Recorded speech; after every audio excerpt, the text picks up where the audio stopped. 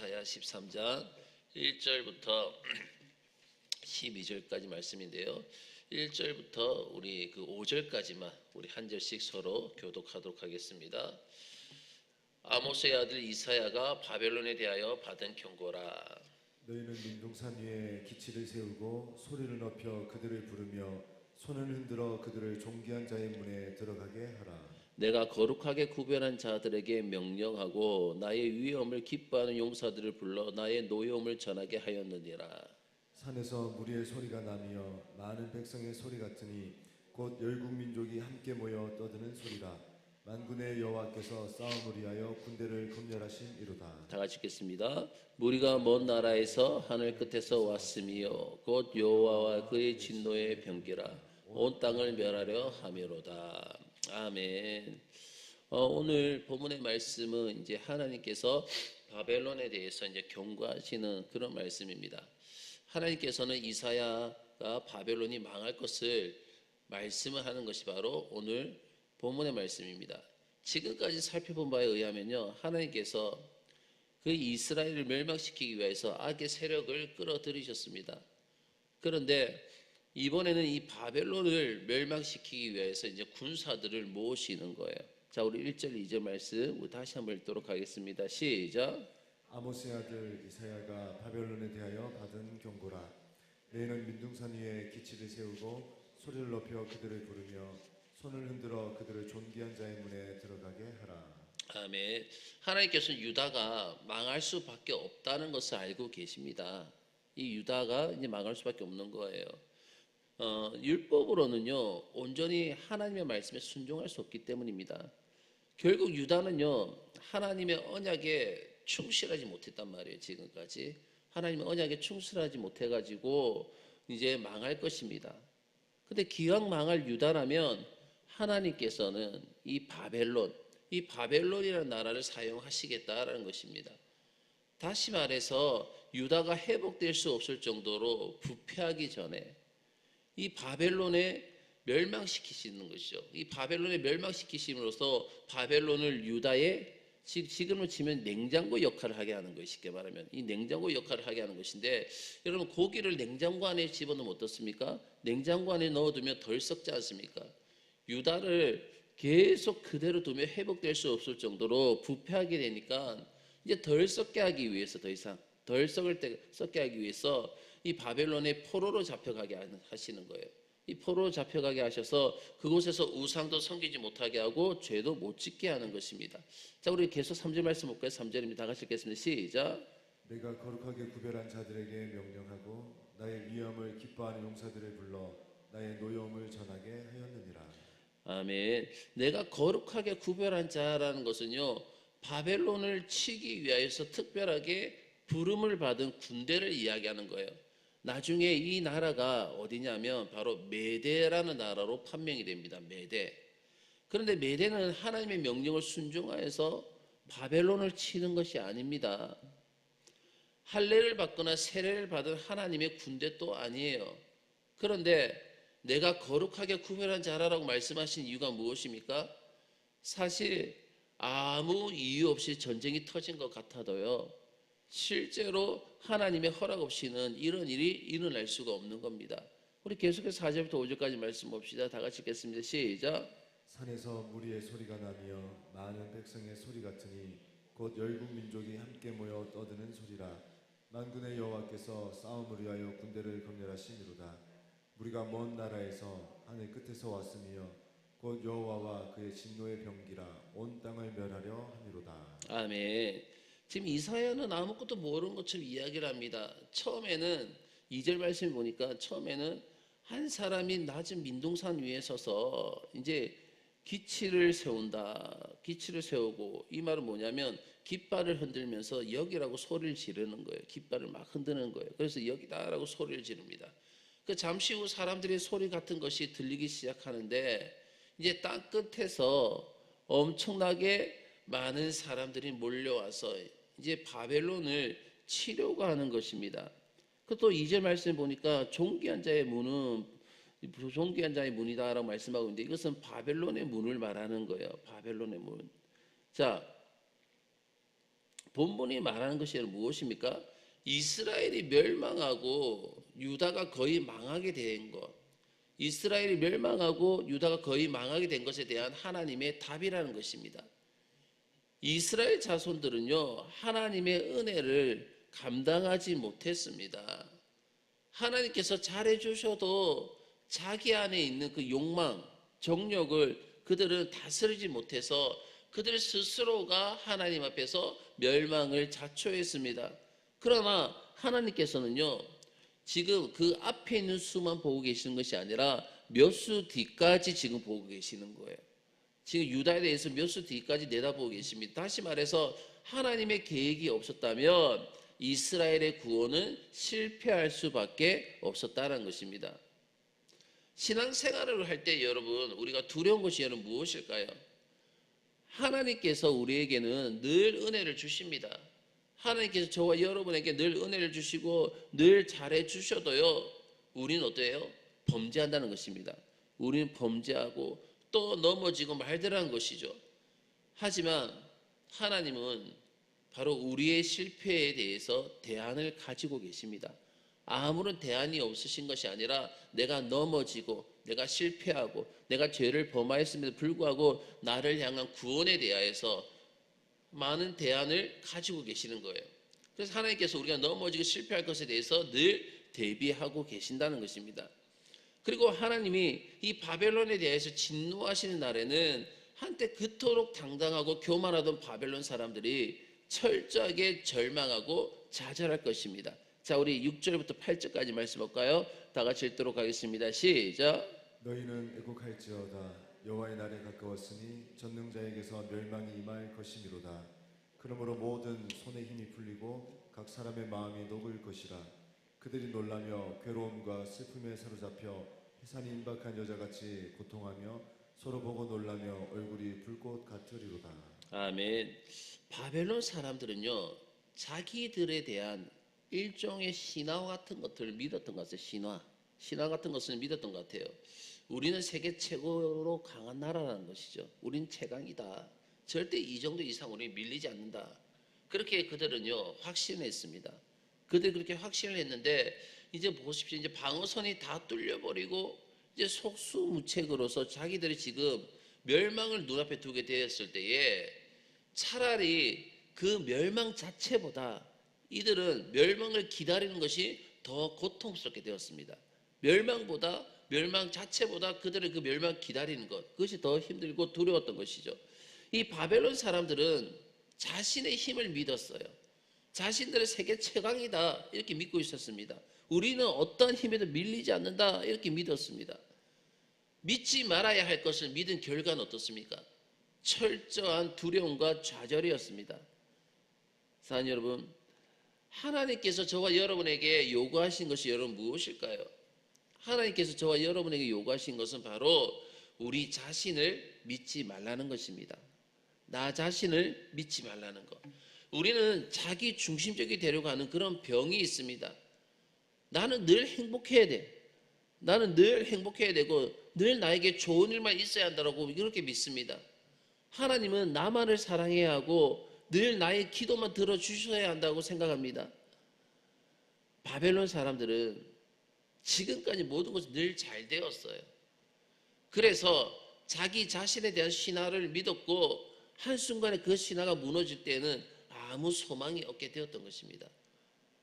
사랑하는 여러분, 저와 여러분은 나 자신을 믿는 것이 아니라 자기 중심적인 것이 아니라 오직 살아계신 여호와 하나님, 그 하나님께서 우리에게 허락하여 주신 그 말씀만을 붙들고 신뢰하며 믿어야 될 줄로 믿습니다.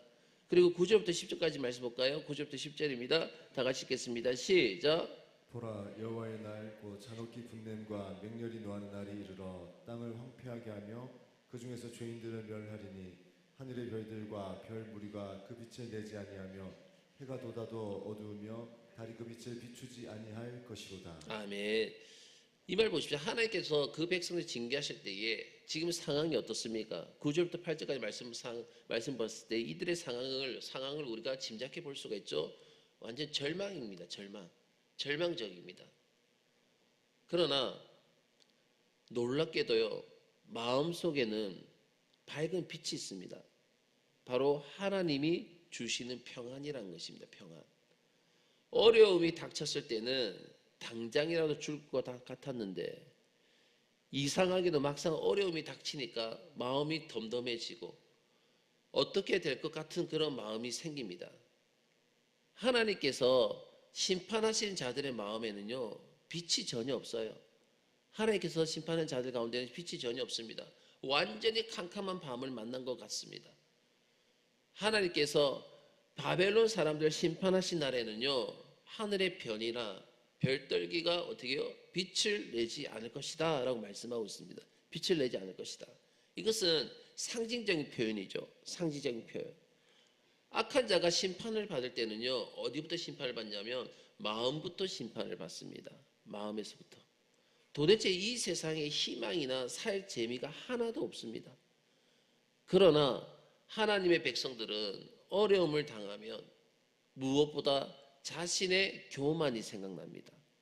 내가 힘듦이 있고 어려움이 있을 때에 먼저 나 자신의 교만이 생각나죠. 그리고 하나님께서 징계하시는구나, 하나님께서 깨닫게 하시는구나 하는 생각이 듭니다. 이것이 무엇입니까? 무엇인가 그의 마음속에 빛이 있는 거예요. 빛이 있는 거. 산성도 여러분, 저는 저 자신과 여러분에게 오늘 우리들 안에 있는 믿음이 있는지에 대해서 질문하고 싶어요. 내 안에 정말 믿음이 있는가? 그것을 질문하고 싶습니다. 우리는 서로를 믿습니까?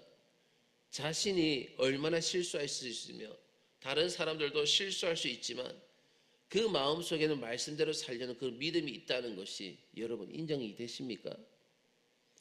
그렇다면 우리 안에는 빛이 있는 거예요.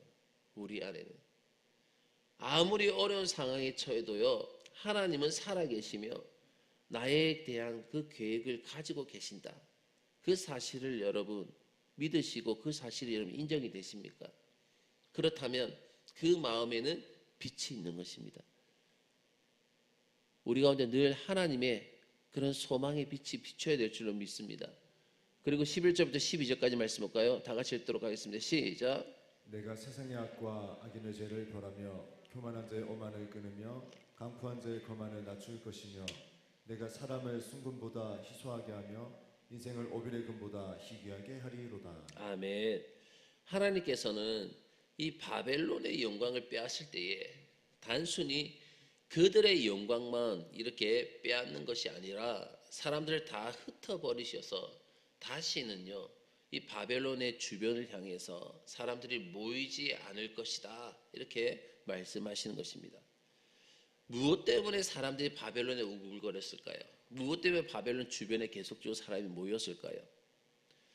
전 세계에서 강도짓을 하면서 모든 물건을 다 빼앗아 왔기 때문입니다. 그 당시에 징계한 것은요, 바벨론에 다 있을 정도였어요. 왜냐하면 바벨론이 그 나라를 멸망시키고 그 나라의 좋은 금은보화들, 그 보물들을 다 가지고 왔기 때문에. 그런데 더 이상 강도짓을 못하니까 사람들이 어때요? 몰려들 이유가 없게 되는 것입니다. 없습니다. 유다 백성들이 깨달은 것이 무엇입니까? 진짜 징계한 것은요, 바벨론에 있는 것이 아니었습니다. 진짜 징계한 것이 바로 자기들에게 있었다는 것을 이들은 깨달았습니다.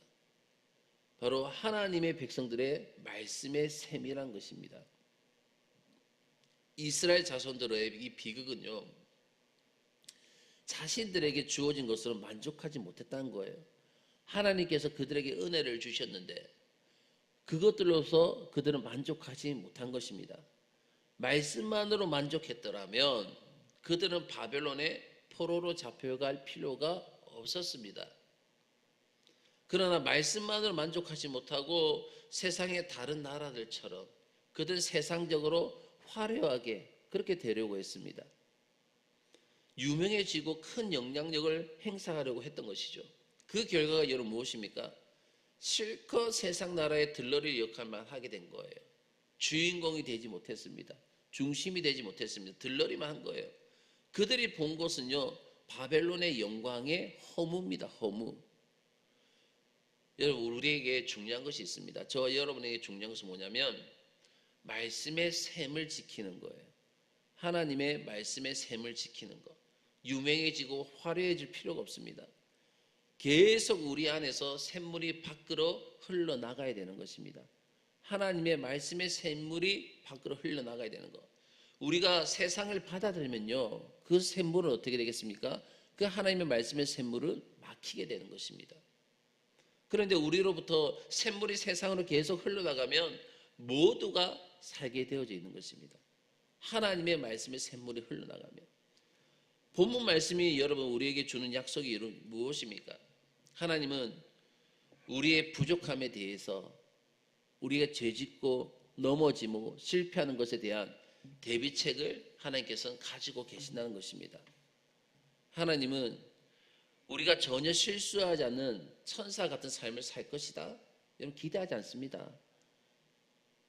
이전에도 우리가 말씀을 계속 보았고 계속 말씀드렸지만, 하나님께서 나를 선택하실 때는 내가 완전해서 선택하신 것이 아니라 내가 쓰러지고 넘어지고 죄짓고 원망하고 불평할 것을 뻔히 아시면서도 그럼에도 불구하고 하나님께서는 우리를 선택하셨다는 것입니다. 우리는 수없이 넘어지고 깨집니다. 하나님은 그것을 아시고 그것에 대한 계획을 가지고 계셨습니다. 그것이 유다 백성들에게는 바벨론이라는 냉장고였고, 우리들에게는 무엇입니까? 이 세상에서 겪는 고난의 쓴잔입니다. 우리는 나만 행복해야 하고 나에게 전혀 어려운 일이 일어나서는 안 된다는 그런 유치한 믿음에서 우리는 벗어나야 됩니다. 우리에게도 여러분 어려움이 올 수도 있습니다. 나에게도 어려움이 올 수도 있습니다. 우리는 은혜를 받아도 범죄하고 하나님이 싫어하는 짓을 합니다. 그러므로 하나님께서 우리를 붙들어 주셔야 되는 것입니다. 우리가 머리로 믿으면 내 상태가 좋지 못할 때에 그 믿음은 작동하지 않습니다. 머리로 믿을 때에, 내가 좋지 못할 때에 더 하나님을 붙들려면요, 우리는 어린아이와 같은 그런 믿음이 있어야 될 줄로 믿습니다. 나라고 하는 것이 없어져야 되는 거예요. 나 자신이라는 것이 없어져야 합니다. 모든 것이 하나님의 것이 되어야 됩니다. 하나님이 주신 범위 안에서 우리는 그래 기뻐하고 열심히 사는 것을 우리는 배워야 합니다. 결국 바벨론은 어떻게 됩니까? 바벨론은 망합니다. 자신들이 최고라고 생각했던 그 바벨론은 망합니다. 그들이 포로로 잡혀온 유다 백성들에게서 무엇인가 그들이 배웠더라면 절망 속에 망하지 않았을 것입니다. 고난 중에 성도들이요, 여러분 세상에서는 복음이란 것입니다. 고난 중에 성도들의 삶이 세상에서는 복음입니다. 그들이 견뎌내고 살아남는 것을 보면요, 아무리 어려운 이 세상 사람들도 다 살아남을 수가 있습니다. 그러나 교만한 자들 눈에는요, 성도의 고난이 눈에 들어오지 않는다는 거예요. 성도의 고난이 눈에 들어오지 않고 그들은 갑작스럽게 절망 가운데 멸망하고 말 것입니다. 여러분, 바벨론을 치는 군대를 모으신 분이 누구십니까? 하나님이십니다. 결국 이 세상에서 살아남는 자는요, 하나님을 두려워하는 자가 살아남게 되는 것입니다. 하나님은 이 세상 모든 것을 그분의 뜻을 이루기 위하여서 사용하십니다. 그 뜻이 바로 성도들을 더 거룩하게 하고 더 온전하게 하는 것, 그것이 바로 하나님의 뜻인 것입니다. 우리는 기계적인 신앙으로 만족해서는 안 됩니다. 좋은 일도요, 나쁜 일도 하나님께서 나에게 주시는 것이다, 이렇게 생각을 해야 되는 것입니다. 하나님께 나에게 주신 것이다 그렇게 생각해서 모든 경우에 하나님을 인정하고 기뻐하고 감사할 수 있어야 될 줄로 믿습니다. 물론 여러분, 우리에게 죽음의 순간이 올 수도 있어요. 나에게 죽음의 순간도 올 수도 있습니다. 그때는 모든 것을 다 하나님께 맡기고 우리는 죽을 수 있어야 되는 것입니다. 모든 것이 왜요? 하나님의 손에 있기 때문에. 모든 것이 하나님의 손에 있습니다. 우리가 할 수 있는 것은 바로 하나님 안에서 기뻐하고 하나님께서 시키시는 일에 열심을 내는 것밖에 없습니다. 그 모든 결산은 누가 하실 것입니까? 하나님께서 하실 것입니다. 그래서 오늘 하루도 우리가 살아가면서 정말 나 중심이 아니라, 자기 중심이 아니라 하나님께서 나에게 주신 것에 대해서 기뻐하며 감사하며 하나님의 일에서 열심을 내며 살아갈 수 있는 복된 하루의 삶이 되시기를 주의 이름으로 축원합니다. 다 같이 기도드리겠습니다.